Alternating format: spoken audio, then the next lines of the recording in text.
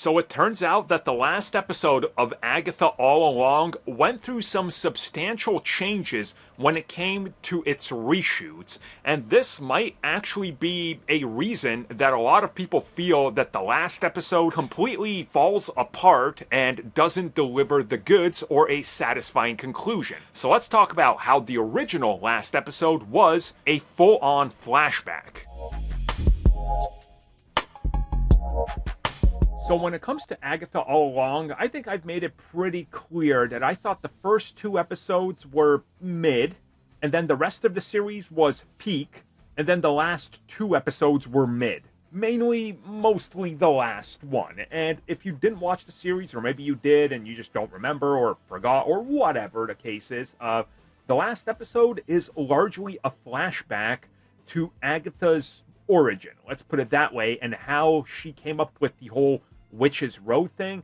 And of course, this includes her son, Nicholas Scratch, who is a character in the comics. Now, of course, in typical Marvel fashion, and this being part of the bigger multiverse and not copying the comics, there are changes made here that are different than the comics. And from what we know, there was supposed to be a lot more that happens in this episode.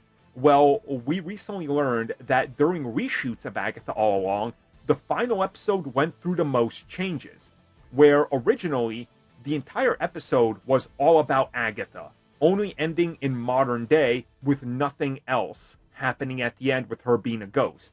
Now, the reshoots, obviously, if you saw it, she shows up at the end, she's there with Wiccan, she's in ghost form, they're gonna work together now, like they're out there looking for Tommy and whatever else. Turns out that this was all changed, including cutting out substantial parts of more of her origin and flashback to tell us this story. And again, I don't think this would have helped anything. Just by looking at this episode, to me, the Agatha episode at the ending felt like a special presentation. Like, in my mind, the way the episode prior to it ends was almost like a perfect, okay, what happens with Wiccan next? Where do we go? What's next?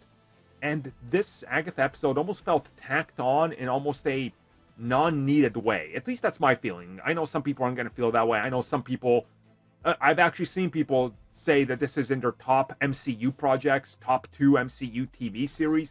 If that's you, that's fine. We all got different opinions. To me, it just, I don't know, something felt off. Almost like these reshoots, like, sidelined what could have been better. And by the time we get to the end of the final episode, there's now more questions than answers to anything and everything that they asked of us, which I think was a pretty bad choice for them, which makes the series kind of end on a dud for me. Again, that's just me, but I wish they could have reshot other elements and made it wrap up and connect a little bit more, because by the end of this series, what I know is Agatha's a ghost and Tommy's out there. Okay. So we knew the one thing for a long time, and Agatha's a ghost. Cool.